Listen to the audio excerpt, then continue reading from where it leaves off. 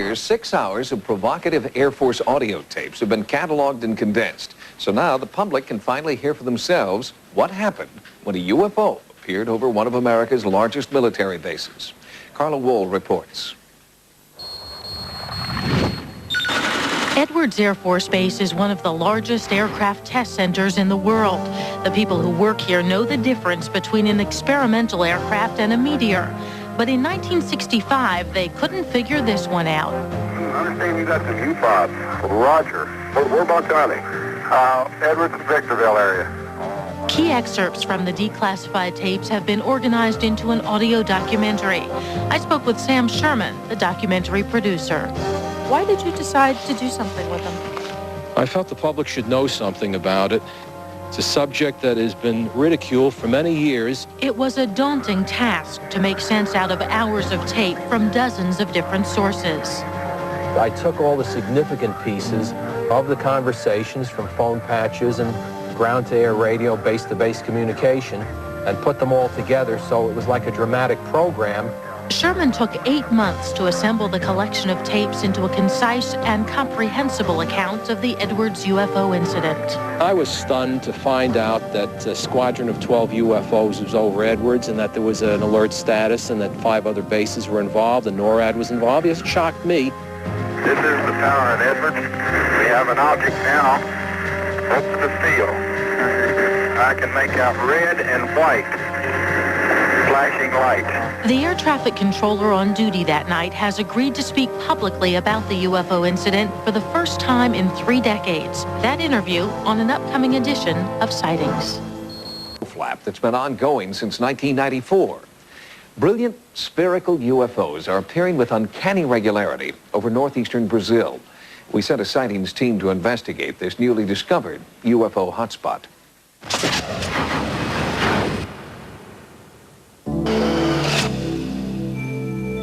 For more than 2 years now, the jungles of northeastern Brazil have played host to throngs of pilgrims, people who travel from all over the world to the small town of Bacharite. Here, at precisely 2 p.m. on the first Saturday of each month, UFOs appear and hover with such regularity that crowds of up to 10,000 people have witnessed the phenomenon. It was a pulsing moon, blue, and then it became an intense green, turning around, pulsating. It's not a hallucination.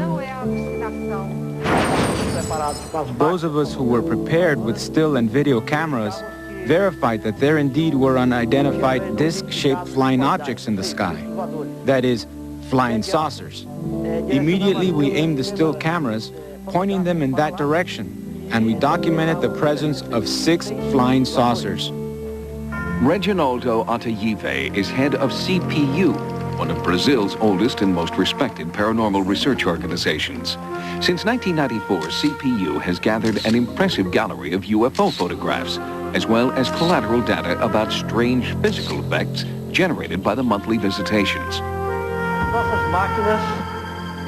On the first day of October 1994, when we photographed the UFOs, our equipment detected a very strong electromagnetic field. The static in the atmosphere increased to a frightening level, and it made the hair of those 6,000 people stand on end. At the same time that CPU was studying the UFOs from a scientific point of view, word spread throughout Brazil that what was happening in Bacharite was a religious miracle, a modern-day appearance of the Virgin Mary. I don't understand anything about ufology. I couldn't say I'm here with the faith that it's something from God. I felt the presence of the Lord. The only ones who don't feel it are the ones who don't have faith. The Virgin speaks to us through the sun. Some scholars have compared UFO apparitions to apparitions of angels and saints and the Virgin Mary. John Saliba is a professor of religious studies at the University of Detroit. He has written several papers on the various religious interpretations of the UFO phenomenon. They come to warn us of disaster. They come to give us spiritual advice. They come to help us in our struggles here on earth. And since they are, of course, superior to us, immensely superior to us, they have a lot to teach us. The religious overtones of the Boccia sightings have also caught the attention of South America's leading UFO researcher and author, Irene Gronke. The sightings are remarkably similar to ones Gronke investigated more than 20 years ago in southern Brazil. A little girl of 5 watched a UFO emitting a beam of light to the opposite side, where her mother and sisters were watching the clouds and saw Jesus Christ sitting and Our Lady. But it was a hologram. It was not the real thing. Gronke is now working with Reginaldo Atayve and CPU on the Boccia sightings. It is a unique cooperative effort, exploring the UFOs here from both scientific and spiritual perspectives. The religious people were very resentful of the scientific people, and vice versa. The society I direct, which is CISNY, we study the two sides, and we are more prone to accept scientists together with mysticism. On her most recent visit, Gronke examined new photographic evidence at CPU headquarters, and she spent several hours at the local newspaper's archives, studying the trend of press accounts. Of course, this is very important for us ufologists when both the press and the authenticity of the photos is proved. The following day was the first Saturday of the month, and a sightings investigative team accompanied Brazil's preeminent ufologists to Boccia. At 2 p.m., a local religious leader announced the arrival of the Virgin Mary, and all eyes turned to the sky. Although no one on our team nor anyone in the Brazilian contingent saw any UFOs, many people in attendance were sure that they had had a supernatural vision. It was the pupil of the Virgin Mary, from the eye of the Virgin Mary. Based on her investigation at the site, Gronke believes that the Boccia sightings are being viewed from two angles, the scientific and metaphysical, and that like a two-way mirror, your angle determines what you will see. I believe that throughout the ages, our extraterrestrial superior beings have been trying to teach mankind progress in ethical codes, and have used the means proper to the state of preparation that they found the populaces in. They are now trying to take us a step further.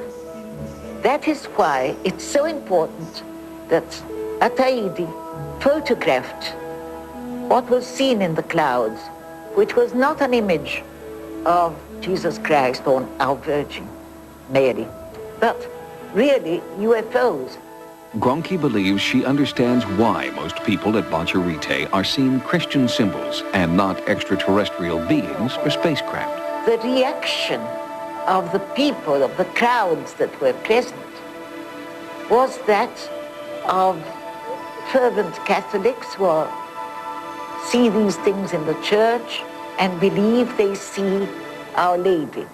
That shows you that all this information they've had throughout the centuries is very well ingrained into people's subconscious.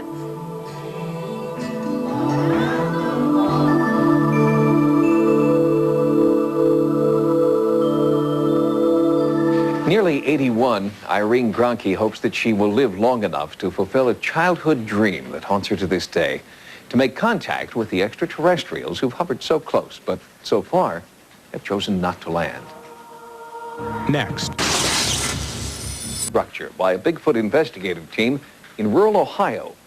We also introduced you to Bigfoot researcher Matt Money.